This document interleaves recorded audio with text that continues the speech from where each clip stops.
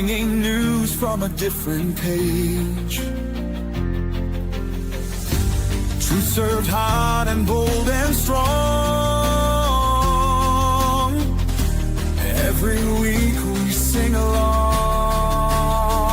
Red, white, and true will stand tall. Echo the call loudest of all. With hearts of faith and liberty, together we find unity.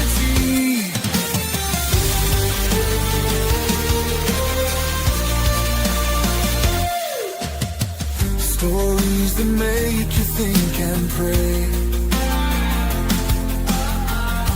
A light awaits at the end of day.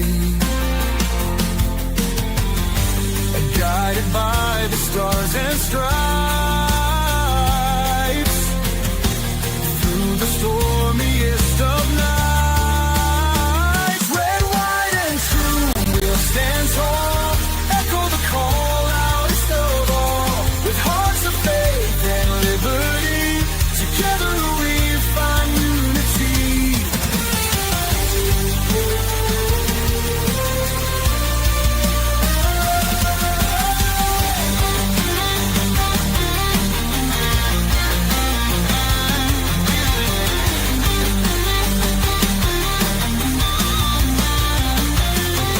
When the world feels like a fight, hold your ground, stand for what's right. In the truth we'll find our way. Ed and Ronnie light the way. Red, white, and true.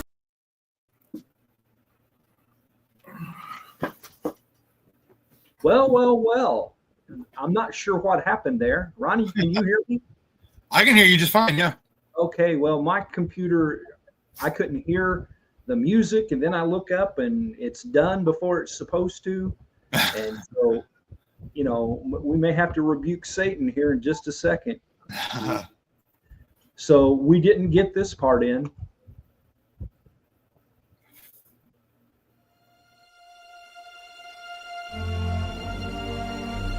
Ladies and gentlemen, this is Red, White, and True with Ed and Ronnie, and the show starts right now.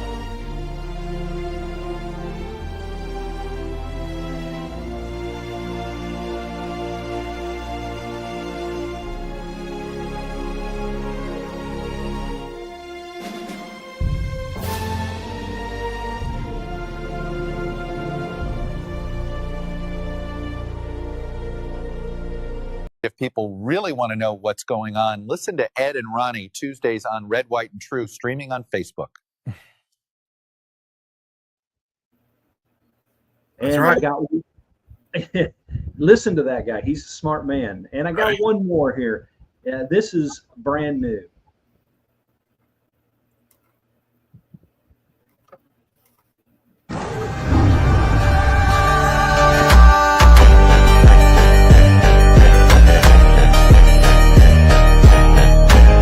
What do you call it when you raise a flagpole? Was that it? That was it. That was awesome. The eagle and the lion. That was awesome. Yeah, that's pretty cool. So welcome everyone. I almost said prayer and share tonight.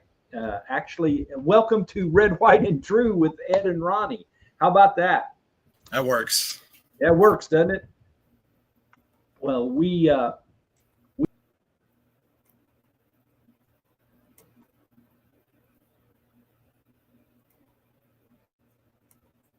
Did we lose Ed? Huh? I guess it's just me. Well, I thought my computer was acting up. So we'll wait for Pastor Ed to come back. And like he said, welcome everybody to Red, White, and True. I don't know what's going on with Ed here, but guess you get to deal with me for the moment. So that's always fun. All right. So obviously a lot going on. Yesterday, President Trump was able to secure a ceasefire between Iran and Israel. Today, I don't know. I haven't gotten all the information yet. Still working on it. One way or the other, either Iran or Israel, one of the two, broke the ceasefire. Trump's tensions have been really high, and he's not very happy today. Hey, are you back? Well, yes, and I'm not sure. It's like I breathe on it, and it just like goes away. And so, Well, quit breathing. Yeah, I can come back and see you. So if it happens, I'll remove myself, try to restart the camera, and see what goes on from there. Well, just how about for the rest of the show, just don't breathe.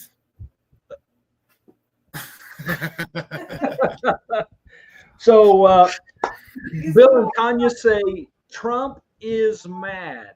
Yes. I think that may be the understatement of the day. Yeah. Trump is mad. I read you a list of things that he has said today, and I think I will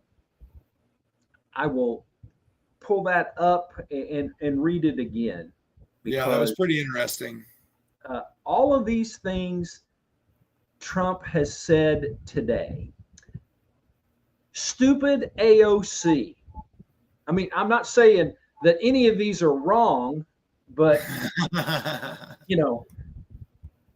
Ronnie and I concluded that he definitely got up on the wrong side of the bed, and I even said he probably needed to go take a nap today. CNN are gutless losers, garbage. MSDNC is scum. Brian Roberts is a weak, pathetic disgrace. Dumb, hard-headed Jerome Powell should resign. And the one that is probably making the rounds the most, and let me just say before this, he actually said the word. I will just, you'll see. Israel and Iran don't know what the F they are doing. And he didn't say F. He said the word. Yeah, he is on one today. And I don't know. I've been noticing this, but I haven't said anything about it. But do you notice he looks really tired the last several days? And obviously that it makes sense with everything going on in the world, and not just being tired, but also the amount of stress that goes along with that.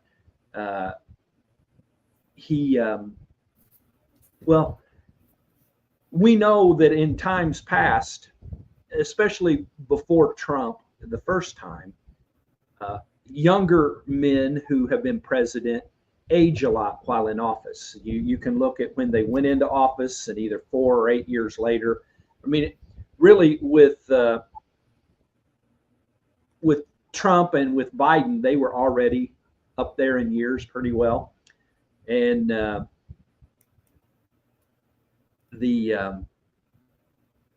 aging, they're already there. They're not going to look a whole lot older than what they do at this point. But the same theory, though, is that's got to be weighing on him and be physically exhausting, physically. You said you noticed the same thing? Yeah, I mean, but you got to think about it. Not only we're having to deal with a possible World War III, Iran and Israel, Ukraine and Russia, China and Taiwan, North Korea and whoever, all these liberal fruitcakes pulling their crap with the No Kings protests, 2 weeks ago, and then, another one coming up on the 4th, and it's just. Not only that, but I've also got things here. He's trying to be impeached. They're trying to impeach him yet again, and it's insanity. He's got so much on his plate, more than any other person on this planet, dare I say. You have a video on that? Well, I actually just pulled it up right now, and I was reading it. U.S. President Donald Trump challenged Representative Alexandria Ocasio-Cortez to try and impeach him, and said the Democratic Socialist should be more focused on keeping a hold of her seat instead. AOC said Trump's ordering of strikes on Iran without congressional approval was grounds for his impeachment. She better start worrying about her own primary before she thinks about beating our great Palestinian senator, crying Chuck Schumer, whose career is definitely on very thin ice, Trump said in a post on Truth Social.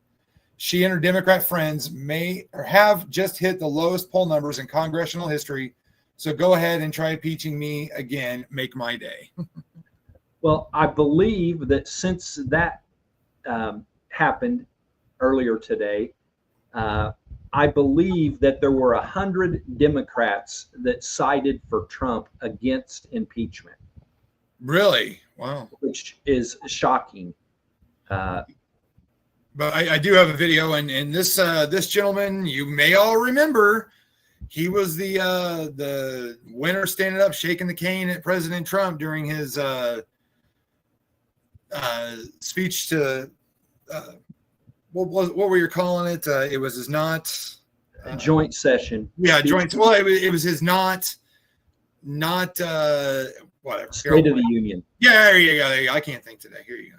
H-Res 537, impeaching Donald J. Trump, President of the United States, for high crimes and misdemeanors. Donald J. Trump has abused the powers of the presidency in a manner contrary to his trust as president, has become a threat to American democracy, subverted our constitutional government, and devolved democracy into authoritarianism, to the great prejudice of the cause of law and justice, and to the manifest injury of the people of the United States. Wherefore, Donald J. Trump, by such conduct, warrants impeachment and trial and removal from office. Wow. What a winner. Love that guy. Yeah, he's good for our side. Yeah, he really is. Well, before we get too far into the meat and potatoes of everything, I wanted to show a person who I've seen 2 or 3 videos about this, but has a good point that they wanted to make about Trump during his speech to the nation the other night. Did you see the moment when President Trump's voice cracked when he said, "We love you, God," at the end of his speech? And if you caught it, I think you know why it hit different. This wasn't just a political moment. This felt spiritual. After he ordered a calculated strategic strike on Iran's nuclear program, a move that took him immense courage and leadership, Trump stood before the nation and gave all the glory back to God. And for that split second, he broke. His voice cracked. And I don't think it was from weakness, but from the weight of the moment. That's not something that you can fake. That's a man that's grappling with the magnitude of life, death, and divine accountability. He didn't gloat. He didn't celebrate destruction. He said he made the best decision possible. And the rest, it's in God's hand. That's humility. That's leadership. That's actually something that we've never seen from a modern president. That moment made me feel that Trump knows that this isn't a game. This is a burden. He made that decision with his eyes turned up to God. And a leader with the fear of God is a rare thing in this world. Let's pray that peace really does follow power, and that our leaders keep their hearts humbled to the one that really rules. It's awesome. I thought that one actually had the clip that she's talking about. It was the other video that I seen. I liked her take a little bit better, so I downloaded her. But the other one, his voice does crack. If you go back and you watch it, again, I'm sure that he was exhausted at that point in time, but you don't see Trump's voice crack like that. Well, maybe ever. Yeah. Well, look at the scroll at the bottom. We are at 95. 95. We need 5 people. If you're listening right now, I put the link in down there, but obviously you can't click on that link, and it's probably too long to remember. edandronnie.com. Click on the Facebook tab when you get there and go like us. Please go like us. We would love to be by next Tuesday when we're on again, unless we have more breaking news. We would love to be able to be on Red, White, and True Facebook page in addition to the other ones that we're on right now. So fire them up, Ronnie. Well, as we were talking about the impeachment deal and all that, Speaker Johnson has something to say about that. The framers of our Constitution never intended for the president to seek the approval of Congress every time he exercises his constitutional authority under Article 2 as Commander-in-Chief. Alexander Hamilton argued in Federalist Number 70, just for one example, that, quote, energy in the executive is a leading character in the definition of good government. It is essential to the protection of the community against foreign attacks, unquote. This is why the framers did not explicitly set restrictions on the president when it comes to using military force. They understood something very practical about our matchless legislative body here in our Constitution. The way the Congress was set up, they knew it would be a deliberative body, and they knew that process by necessity would take time. And in an emergent and imminent situation, time is not something we always have the luxury of. And so they wanted, in moments of danger and conflict abroad, for one single hand of authority to have that authority to act decisively and effectively. Now we're hearing some talk about the War Powers Resolution. What is that exactly? Congress passed that legislation in 1973 under President Richard Nixon. It bars the use of armed forces in conflict beyond 60 days without congressional authorization or a formal declaration of war. A 30-day withdrawal period follows thereafter under the statute. It also requires that the president inform Congress within 48 hours of use of military force. Obviously, President Trump did that. Obviously, in the modern era with the 24-hour news cycle and social media, nothing goes by unnoticed. This might have made some sense in 1973, but I'm not even sure it was constitutional, and I'll tell you about that as well. Many respected constitutional experts argue that the War Powers Act is itself unconstitutional. I'm persuaded by that argument. They think it's a violation of the Article 2 powers of the Commander-in-Chief. I think that's right. If you look back at the founders' intent, you read the Federalist. He keeps going on and on, but basically it says right there that Trump followed the Constitution and everything, and you know, these Democrats they don't have a leg to stand on. I mean, right now I'm reading about the AOC again. Trump tweeted, Alexandria should go back home to Queens, where I was also brought up, and straighten out her filthy, disgusting, crime-ridden streets in the district she represents and which she never goes to anymore, the president continued. The Congresswoman fired back with her own pair of tweets, remarking in conclusion that I'm a Bronx girl. You should know that we can eat Queens boys for breakfast, respectfully. Yeah, that's who I want representing me. Well, here's my opinion on that. I wish Trump would just drop that, because she's so far beneath him politically that she's just a joke.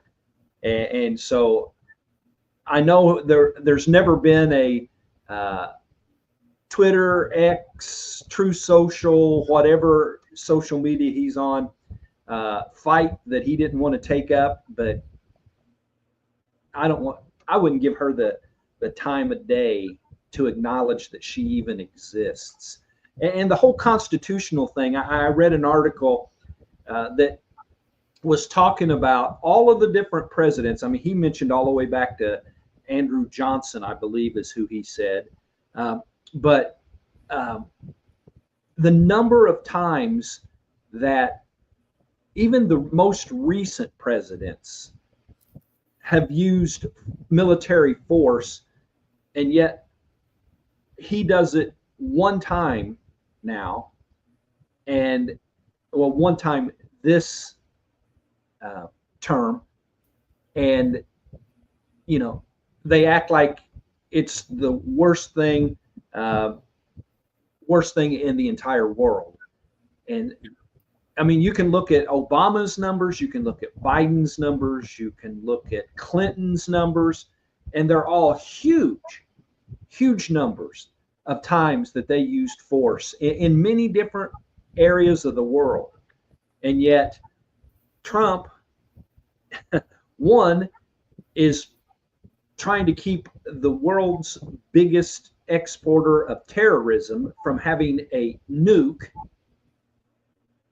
and supporting our biggest ally. And I think we may have a troll amongst us. I see that. So we may. I'm just ignoring, not even giving them a platform to, whatever. You have your right to your opinions, even though they're wrong, and just as we have our right to our opinions. And have a good day. Going on, but basically what you were just saying, I have something interesting on that. We must stop the terror. Whatever stage of development they might be in their nuclear weapons program in the next 10 years, during which they might foolishly consider launching an attack on Israel, we would be able to totally obliterate them. A nuclear Iran is a threat to our national security, and it's a threat to Israel's national security.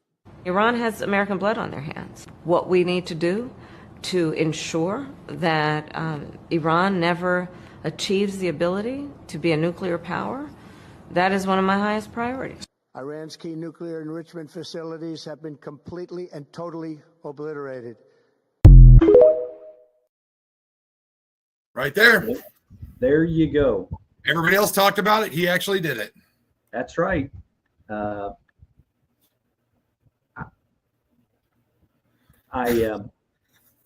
I thought I had this down, but let me get a second. It's a short one.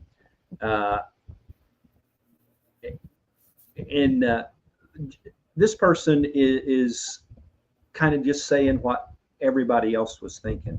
Everything going on in the Middle East, I think it is safe to say that we can all agree on one thing. We are damn lucky Kamala isn't president right now. Right? Couldn't agree more. I mean, you might take that as humor, but I didn't take that as humor. I took that as serious as a heart attack, so to speak. And I know we said we're going to give him a platform, but is it gone away? Okay. Well, I just made him go away. It said the attack was a failure. I'm trying to figure out in what universe that it was a failure. Okay.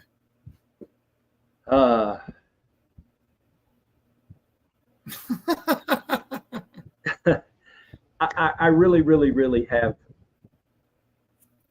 If somebody wants to come and debate, but I don't have much patience for trolls, at least on certain days, and this would be one of those days. Yeah. But let's think about it. If Kamala would have been elected, what would be going on? I couldn't even begin to imagine, in all honesty. I couldn't begin to imagine. I mean,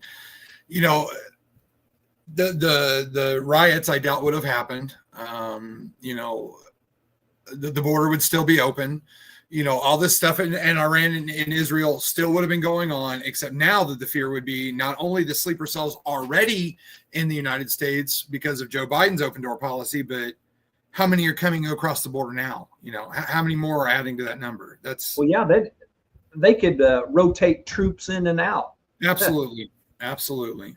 Well, I have something on that. Let me just preface by saying these were recorded, this one, and I had another one, but only using one, recorded before the ceasefire went into effect. And all right, so it looks like we're going to war. Last night, Al-Qaeda sent out a message basically stating that he is activating all of the sleeper cells. All right. The leader of Al-Qaeda said for every able Muslim to prepare, you know. Now, from what the CIA has stated, how this is going to play out more than likely is you're going to have activity popping off in different cities, LA, Fort Lauderdale, Miami, Dallas, like just all across the nation. You're going to have things just popping off, and there's going to be so much commotion that they're not going to be able to keep up with everything. Last year, there was a guy that crossed a border. When they stopped him, he said, "You don't know who I am yet, but soon you will know." Now, the internet did its research. He was one of the main leaders from Al-Qaeda. So these are the type of people that we have here right now. Now, there's over 1,000 sleeper cells across the U.S., and things are looking pretty ugly, all right? So one thing I want to say is that we are not at war. We bombed Iran, but we are not at war. But the sleeper cell situation is still very real, wouldn't you say? Yeah. Oh, yeah. That situation is never going to go away, ever. That and until ICE is allowed to continue doing their job, you know, which I don't know if they're. I'm sure they're still doing, you know, deportations and stuff. I just don't know the how much they are now after everything went crazy side up in LA. But yeah, I think that's a very, very realistic threat right now. And when you think about it, he mentioned one person. Just think of, I forget how many, and I read, boy, I tell you, there's so much to read and so many different things. It's hard to remember what I read and where I read it at. And that didn't even got to do with being 62 and forgetful. But there was a number of Iranians that were released into the country after being stopped at the border. And where does that, in what world does that make sense? I mean, there is no doubt at all that Iran calls us the big Satan and calls Israel the little Satan. I mean, that's not debatable. Yeah, that's and true. We're going to let military age males cross the border and release them into our country. I mean, those, you know, we say that Democrats wanted illegals to come in because they would vote for Democrats. Muslims don't care. Republican, Democrat, they hate America. So there is no benefit for anybody, only detriment to allow military age males from Iran to enter our country. What do you think? Yeah, absolutely. I mean, the thing that bothers me is if people don't see that and don't understand just how serious it is, you know, I don't get it.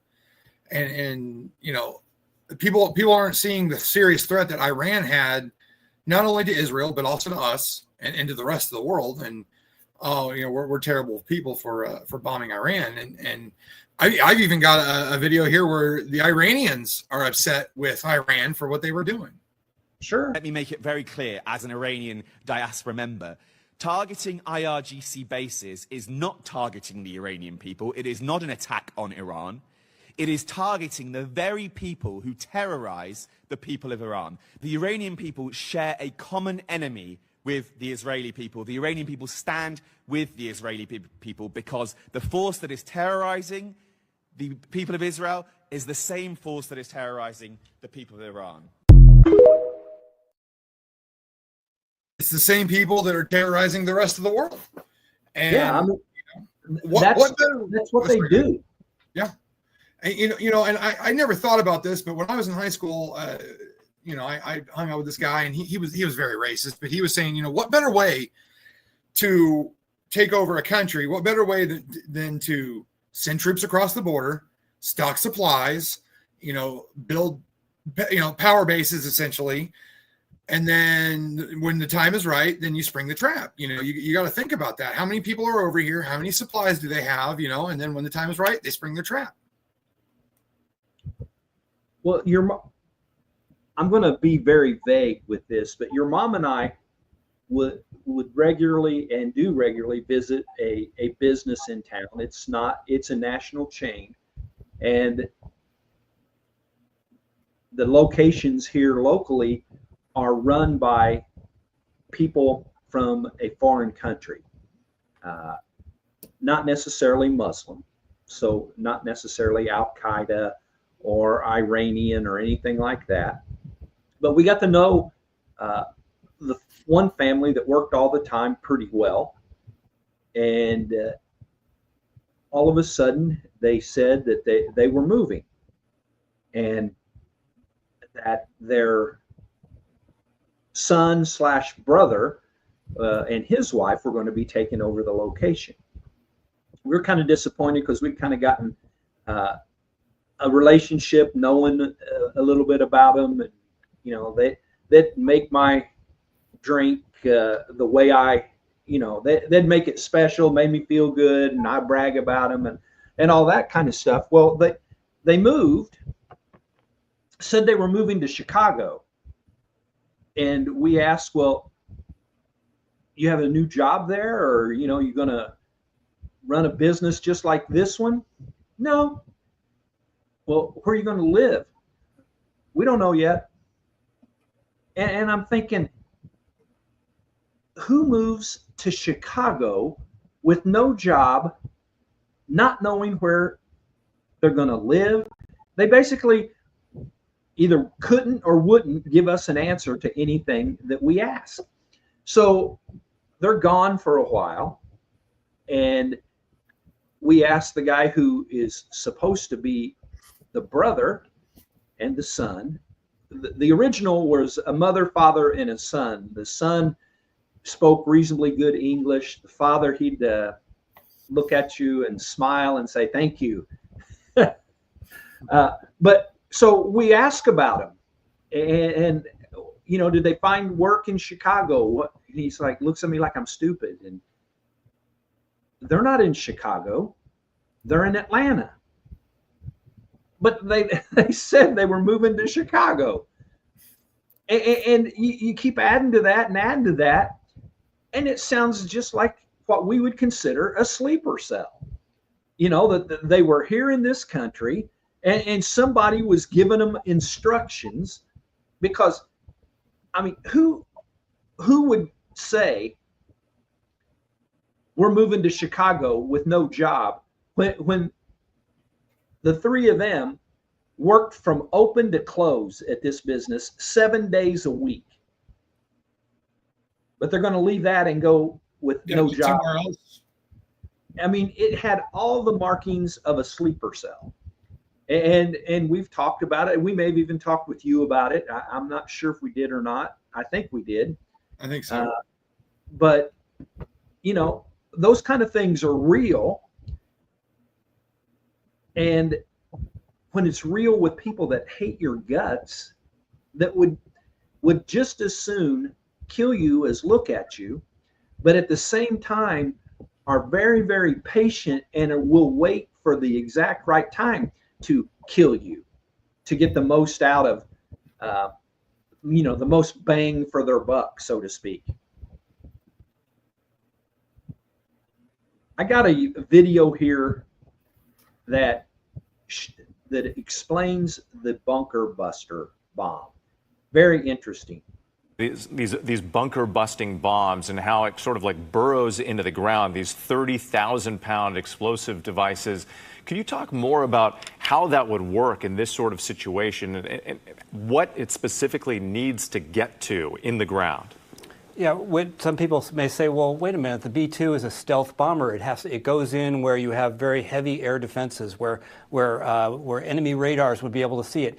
And so why is it being used in Iran when we know that the Israelis have taken down all of the air defense systems?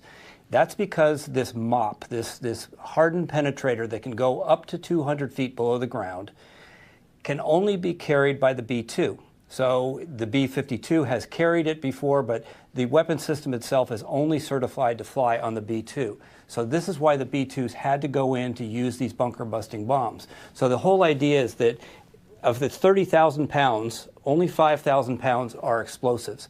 Most of it is a very hardened case because it has to punch through rock and dirt, and it has to push all that force down many layers. It actually has a fuse that can sense going through various layers. And so the idea here is that they've got to collapse those big, massive halls that we've actually seen pictures with because the IAEA has been in there. Collapse these halls and collapse dirt on top of these centrifuges that were enriching uranium to a weapons quality capability. So it's a bomb that was developed originally. Most of the impetus was for the North Korean threat, because remember that the North Koreans also have very deeply buried capabilities in their nuclear sites. And so the U.S. said, well, we think that if we need to use this, that North Korea may be the first place we need to use it. We don't want the Kim regime to be able to continue to develop more nuclear weapons. But then they knew that Fordo was there as well. So really the only two places in the world where this weapon is appropriate and where the U.S. or any other country would need to use a hardened penetrator would be in North Korea or Iran. I like the part where it shows how it would work, just tunneling through layer after layer after layer, Yeah, and then getting to where it needs to be, and then exploding. It's just technology is amazing, and again, we talked about this the other night when we were on. We're the only country in the world that could have pulled that off because we're the only one that has that. with those bunker busters, absolutely. Well, show me something you got. Well, here's some Iranian state media. We were negotiating with the Americans when we were attacked. You made this choice. You started this. The 40 to 50,000 American soldiers in the region are now legitimate targets. Every American citizen and soldier is a legitimate target.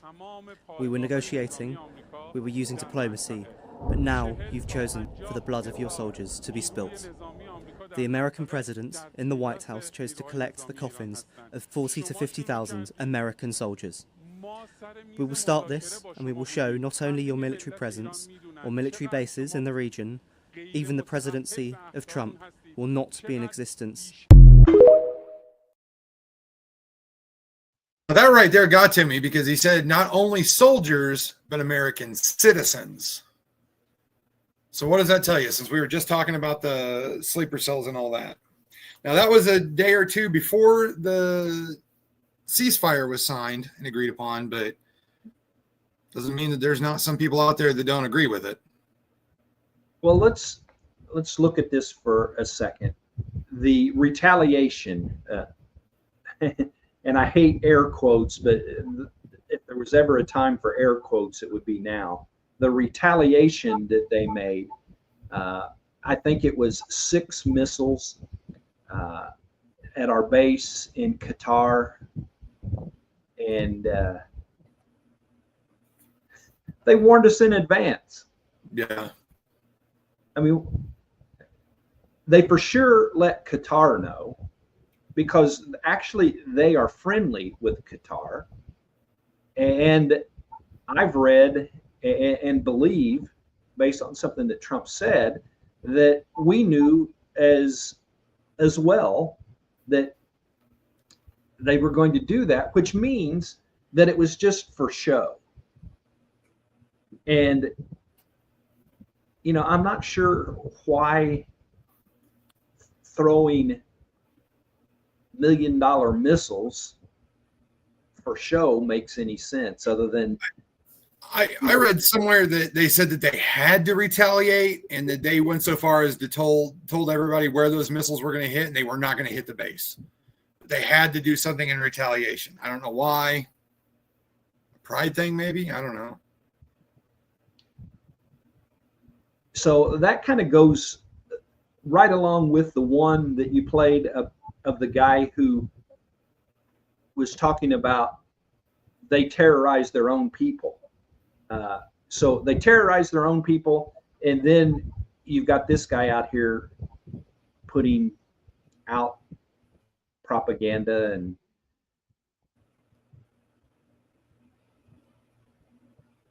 I have Pete Hegseth talking to a senator. It's very short, but very powerful. Have you given the order that they can use lethal force against honor? I want the answer to be no. Please tell me it's no. Have you given the order? Senator, I'd be careful what you read in books and believing it, except for the Bible. Oh my God. And God bless the United States of America! And again, I don't play that really for the humorous part, even though it obviously is. I play it for what Hegseth, and he has been amazing through this, by the way. Proved that Trump made a great selection for defense secretary. And he's been really good at being respectful, but still, like right there, you better be careful what kind of books you're reading, unless it's the Bible. You're right. I love that.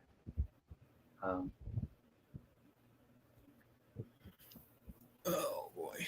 Well, play a couple here for me, and then I've got one that talks about end times. So play us a couple more. Well, we watched that one. Here's Israel's response to Donald Trump's help. Congratulations, President Trump. Your bold decision to target Iran's nuclear facilities with the awesome and righteous might of the United States will change history. In Operation Rising Lion, Israel has done truly amazing things. But in tonight's action against Iran's nuclear facilities, America has been truly unsurpassed. It has done what no other country on earth could do. History will record that President Trump acted to deny the world's most dangerous regime the world's most dangerous weapons. His leadership today has created a pivot of history that can help lead the Middle East and beyond to a future of prosperity and peace. President Trump and I often say, peace through strength. First comes strength, then comes peace. And tonight, President Trump and the United States acted with a lot of strength. President Trump, I thank you. The people of Israel thank you. The forces of civilization thank you. God bless America. God bless Israel. And may God bless our unshakable alliance, our unbreakable faith.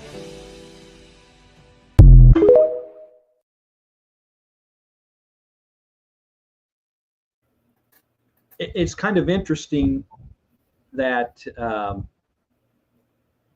while most people are happy about the ceasefire, the other side has been, and some Republicans, adamant that we shouldn't have done that.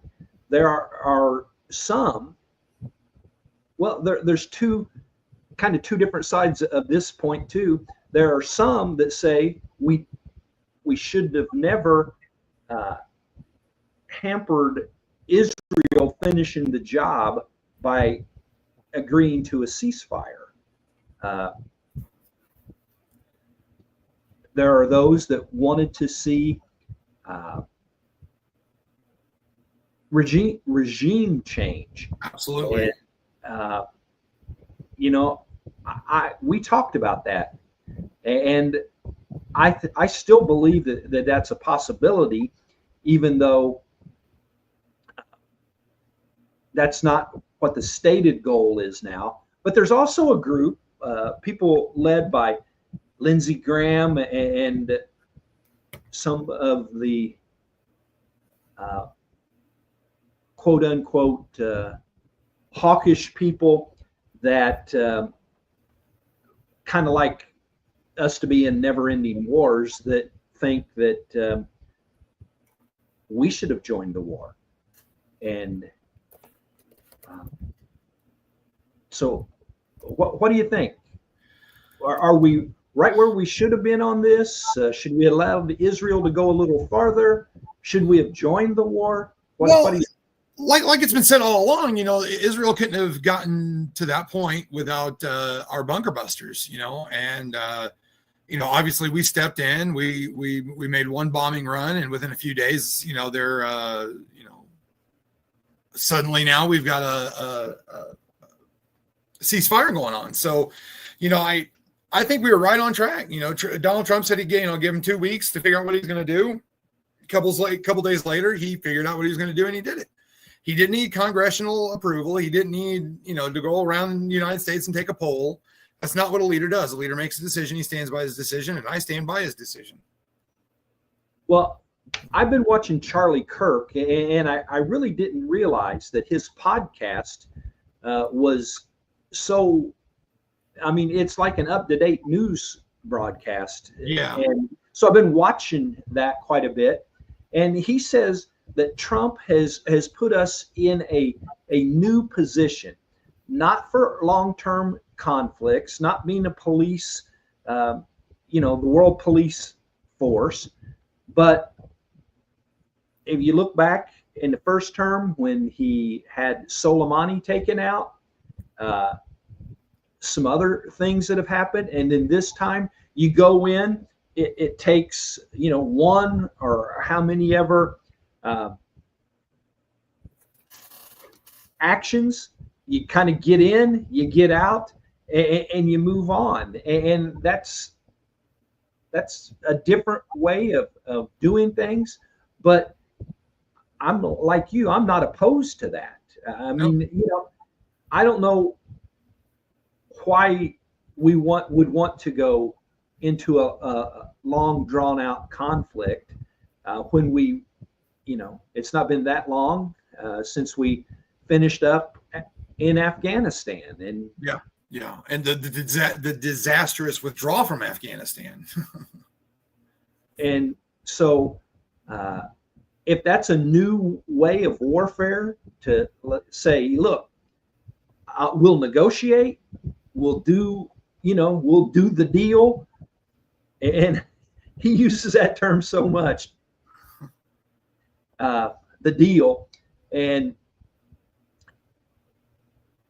negotiate, but there's an end. You can push me too far, and when you do that, then we've got bunker busters. Right, exactly. Or tomahawks, conventional.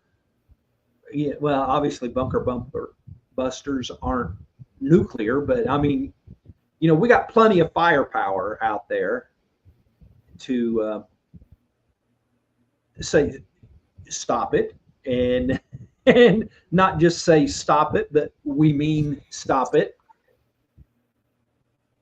And so it's interesting, it's new, but I think it fits Trump's personality perfectly. Absolutely. There's my good friend. It says Susan. I know her as NJ. She's and from the link she posted pops up. It says this video is not available anymore. So, well, I couldn't get it to even copy. So, but I typed it in manually and it said the video is not available anymore. Actually, I know her as NJ, but she doesn't live in NJ anymore. And she is from the old GOP.com days, all the way back to 2008 is how long I've known NJ. To say Susan just doesn't sound right. Oh, I've seen that. Yeah. As a matter of fact, I used to play that all the time on the podcast in the early days, way back in the early days. Bomb Iran. Please forgive me. I'll be right back. I need to take my contacts out. They are driving me insane again. I'll be right back. Right. And if you know NJ, when she moved to a different state, she had to learn how to pump her own gas, because in New Jersey they pump your gas for you. And there was an ongoing joke with myself and another gentleman who passed away, and God bless his memory. Conservative Trucker is the handle he went by. And there was an ongoing joke about NJ not being able to pump her own gas. And NJ is the person who gave me the nickname Cyber Pastor. I just was going by my name back then. Most everybody that was on that site used a nickname, and they thought, well, maybe it's best that you kind of, not disclose quite so much about yourself, and gave me the nickname Cyber Pastor. So if you see somebody call me CP, that stands for Cyber Pastor. I got a end times position to show you here. 7-year peace treaty coming soon? I would say possibly. The one the Bible warned us about, the one Daniel prophesied that literally signals the final countdown before the return of Jesus Christ. Well, right now, world leaders are calling for peace in the Middle East. Israel, Iran, global powers, all involved in negotiations and escalations. And it sounds good. It sounds like progress. But for those who study prophecy, it sounds extremely familiar. The Bible tells us that when they say peace and safety, then sudden destruction will come. A peace agreement will come, but it won't last. In fact, it will mark the beginning of the most intense time the world has ever seen. So if you don't know, the 7-year peace treaty would come right after the rapture happened. So if the 7-year peace treaty is close, that might mean the rapture is. I don't know. I'm not date setting or anything. I'm just pointing out some interesting things to consider or think about. But God didn't give us prophecy to scare us. He gave it to us to prepare, not to worry, but to wake up and to remind us that the world is not actually our home.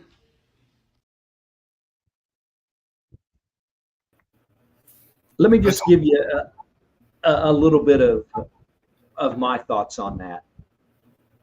I think so many people look at end times prophecy with fear, and she makes a great point. God didn't give us end time prophecy to cause fear. He wants us to be ready. And by the prophecies that were made, he gave us things to look for, so that we would know when the time is drawing near. Now, the big thing about prophecy is that near is what is the definition of near, because people have been saying the end is near for centuries. And obviously, every day that goes by, we're closer to the end. But it's not for us to be fearful. It's for us to be prepared. And I know so many people say, oh my gosh, they're showing the mark of the beast. This is going to be the mark of the Bible says it's going to happen. So we know that that's going to happen. But as she mentioned, and there's different ways of looking at what's going to happen, but those kinds of things, the bad kind of things, will happen after the rapture takes place. When Jesus takes his church, his family, the family of God, and the dead in Christ will rise first, and the rest of us will be ushered up into heaven. So I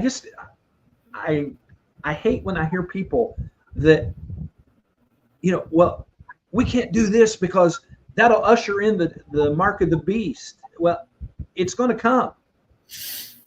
It's going to be here. And so fear not is what the Bible says many, many, many, many times. And so let's not be afraid.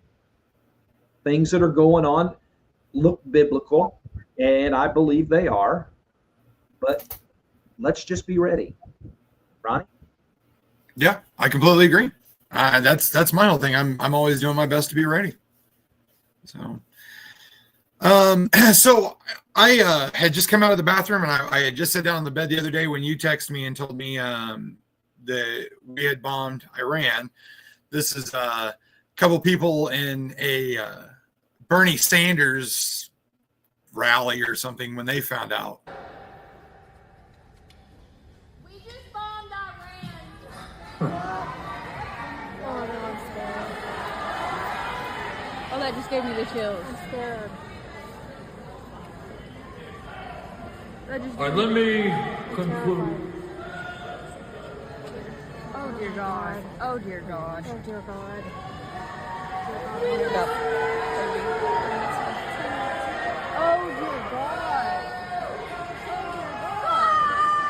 This is a statement from Donald Trump. Quote, Oh dear God. we have completed our very successful attack on the 3 nuclear sites in Iran, etc.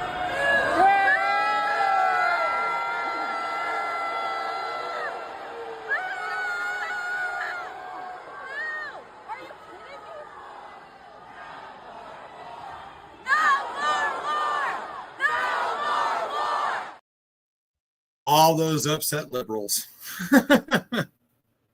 And of course, Bernie was one of the very first that came out to say that was unconstitutional. You had to contact Congress first.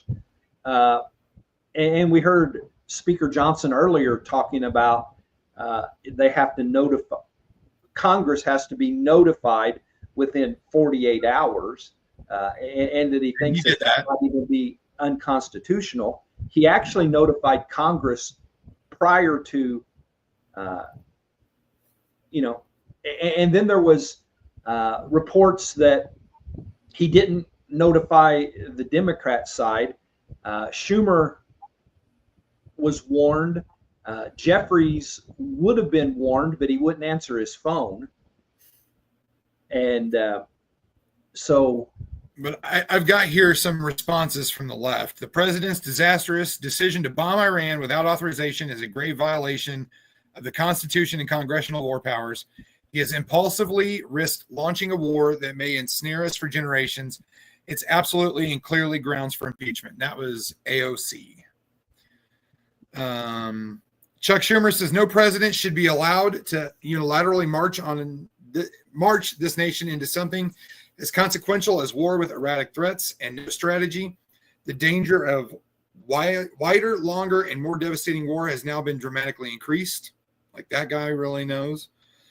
Hakeem Jeffries states President Trump misled the country about his intentions, failed to seek congressional authorization for the use of military force, and risked entanglement in a potentially disastrous war in the Middle East. And Senator Alex Padilla, he was recently arrested for interrupting Kristi Noem and all that. And he says, dismantling Iran's nuclear weapon system is imperative for America's national security and essential to Israel's safety and right to exist. However, it is unacceptable that the president disregarded this constitutional responsibility to seek and secure congressional authorization before launching these strikes. And he's a guy I would not consult with before making war plans. No. I mean, I'm surprised. Well, two things with that. One is there were no leaks on this. It came as a surprise to many, many people on the timing and that it was actually taking place. But why would you let Democrats who are known to warn people before ICE shows up. So why would you let them know things like this? I mean, you could. It's almost a parallel. If you warn people that ICE is coming, it puts ICE at danger. Exactly. If you warn people that the B-2s are on the way, that puts the B-2 crews at serious danger. So, yeah. Looks like you sunlight from the window. Oh, somebody have a comment? No. Oh, okay. No. The sunlight from the you got your Yeah, halo. the sunlight from the window. It's in my eyes and my halo. Yeah.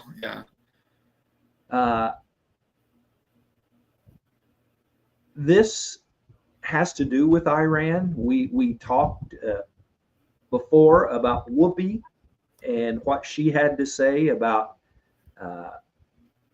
comparing blacks in America to what's going on in Iran. A disclaimer, there are a couple of S words in this, but I thought this was good enough that we would overlook that. Okay, Whoopi Goldberg, we revoking your black card because we not about to have nobody out here embarrassing us like this, trying to victimize Black America, saying that black people in America have it worse than the Iranians who are getting bombed right now. Nope. Disassociation. I don't know where you from, but you're not from the FBA lineage. We taking that back. We not doing this victim card shit no more. We're not doing that shit. We're leaving that shit in the past. I really cannot believe that you really sat up here and said that, Black Americans made a comparison between Black America and what's happening in Iran. Boo boo. No. Oh no, yo, no. You're not about to embarrass us like this. Oh no, we not gonna let you do that, honey. We not gonna let you do that. The View needs to be canceled. It should have been canceled a long time ago, but it's official. We need to cancel The View. Cancel it. Could not agree more. FBA, she used that term. I looked it up, and foundational black something, I believe is what it was. When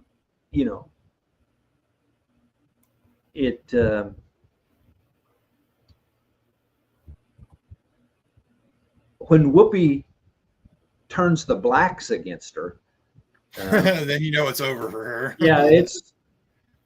Yeah. Well, you got a couple left. I just have one on that senator being arrested. Here's Iran's crown prince. Today, it is clearer than ever the Islamic Republic is collapsing. Credible reports indicate that Ali Khamenei's family and the family of senior regime officials are making preparations to flee Iran. The regime is on its last legs in towns and cities across the country. The military is fractured.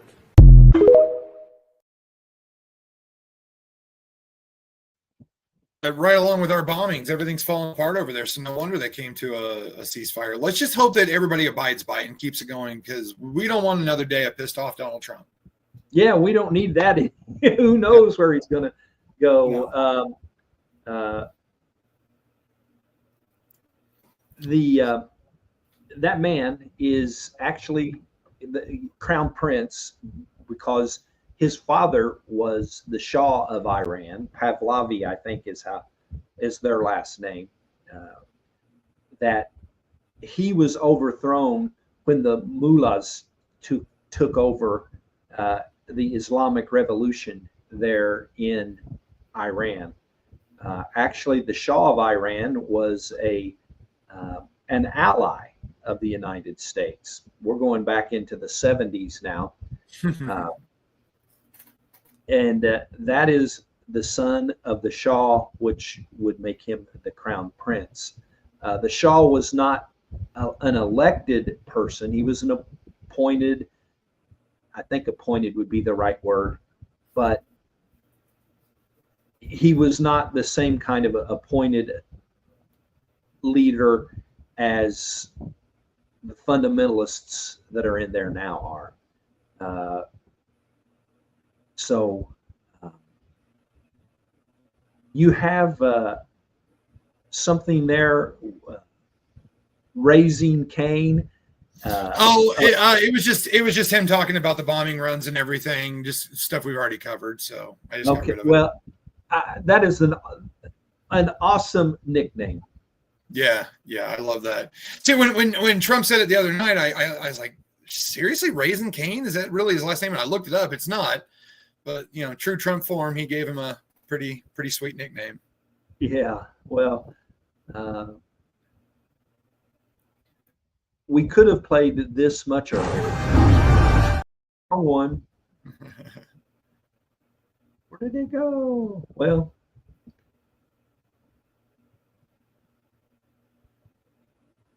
never mind. Disappear on you? Yeah, it was like there and then it wasn't. So,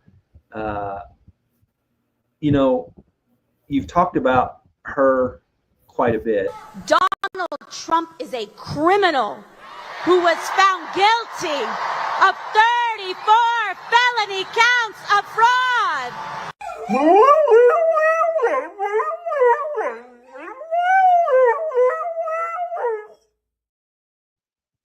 That's her. That's her. Well, and you got rid of your liberal Looney Tunes. Let me just be open with people.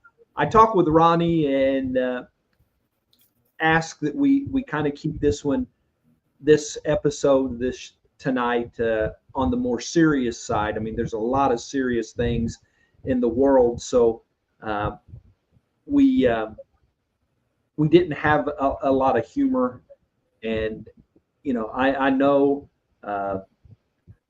that you guys like the humor. We like providing the humor. Just that there was so much to cover tonight that we left that out. But you gotta love AOC. Well, I just brought one back, and I wanted to show it because I thought it was funny.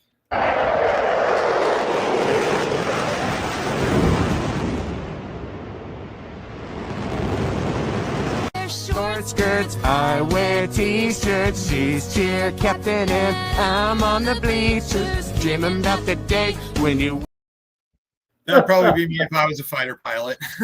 Yeah, there you go. And sometimes we just have to bring back the things that we've used in the past, and well,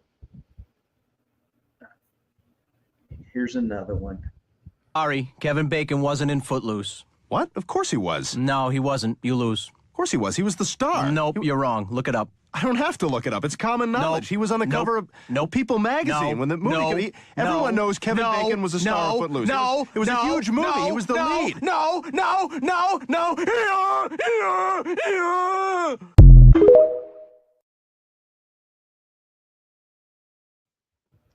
There's the liberal hero. Right? That's true. That's exactly what it is.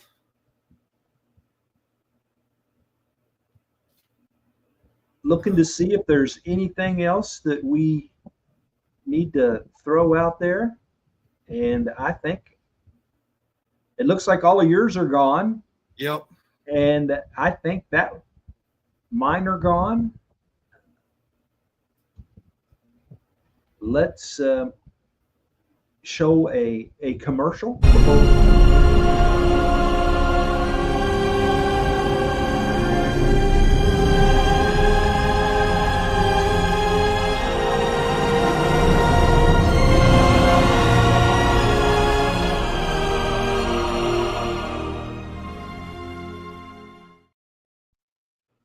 That's awesome. Can't wait till Easter's time next year for that to come out.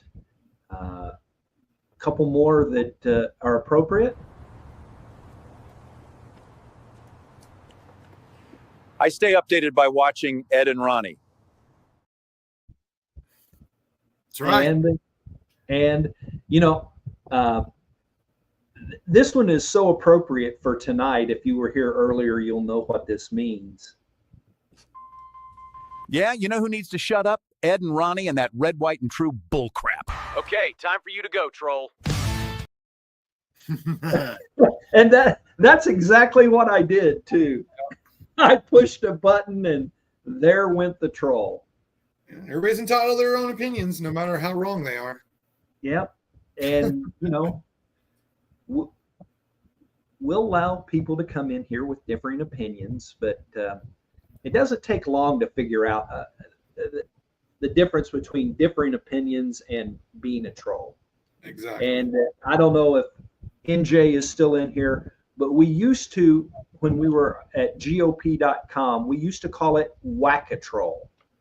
And we were pretty ruthless to the trolls back in the day. So, you got anything? No, that's all I got. I do have one other thing, and no video or anything like that. And I'll just briefly go over it because I think God's leading me to a sermon on this topic. But AI. I'll give you a little background. Today I was watching a YouTube that was a Billy Graham sermon, or that's what it said. And I'd watched one or two from this page, and it was all right.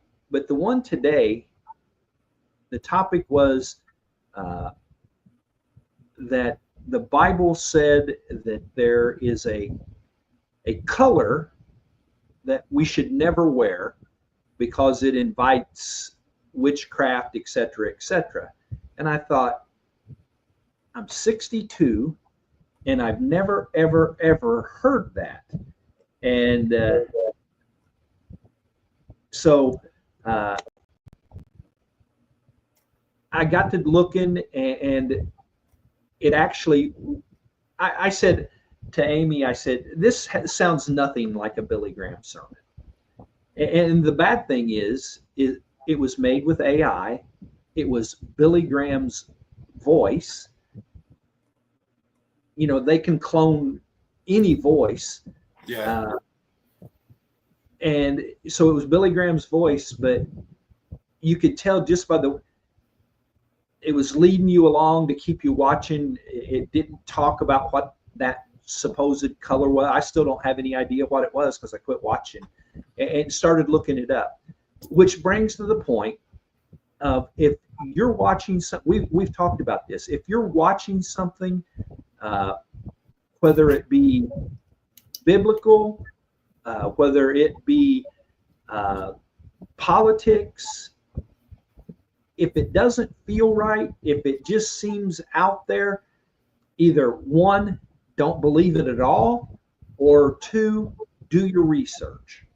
I did my research on this one, and I found out that it's AI, and that, you know, they're giving their opinion on what Billy Graham would have said.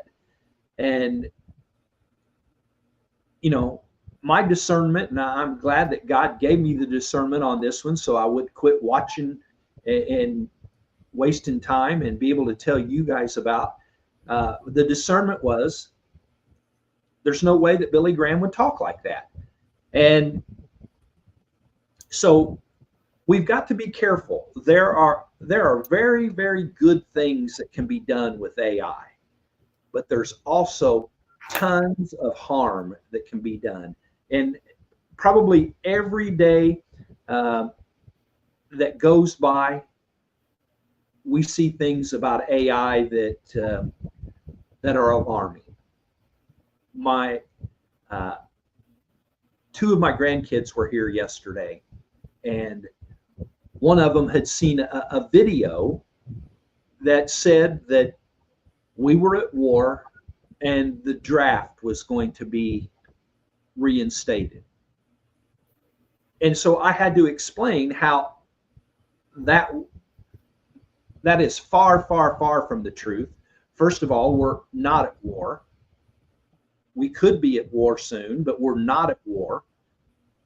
I don't believe we will be at war.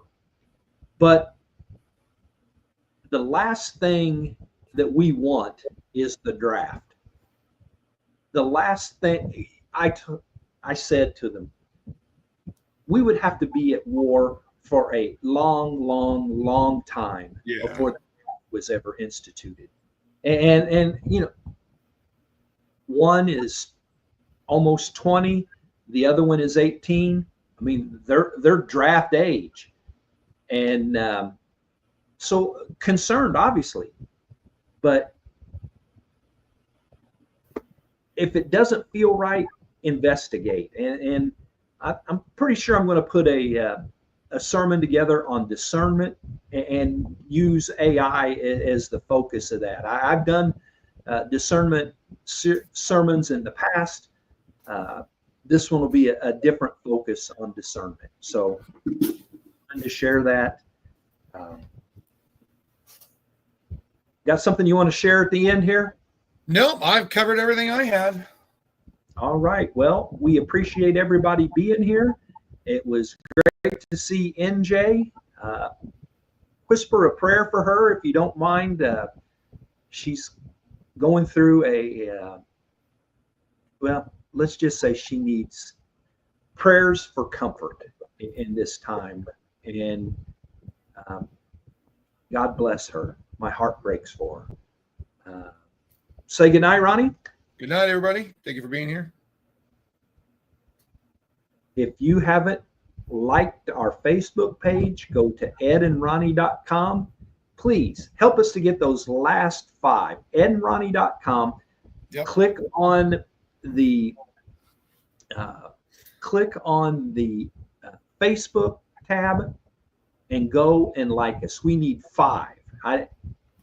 We need 5 in order to be able to do this on our own Facebook page. So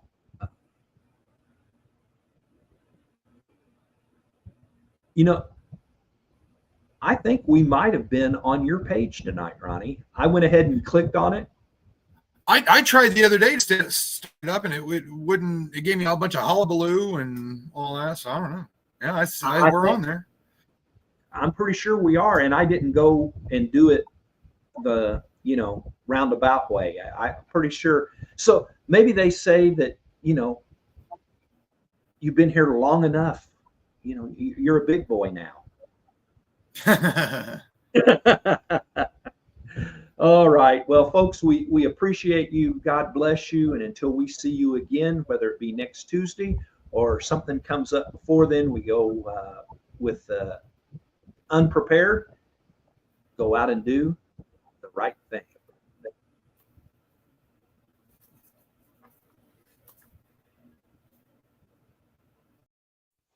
What did you do? I was singing for Jesus because he died for our sins, and you just yelled at me to do that song when I was singing for Jesus. Oh, I'm so sorry. So that's why you should have been quiet and not yell at me. I should have been quiet while you were singing for Jesus? Yes. Okay. That was actually for Jesus. Okay. Because God sent his son to die for our sins. You were right. Okay, I'm sorry. So that's why you should be quiet.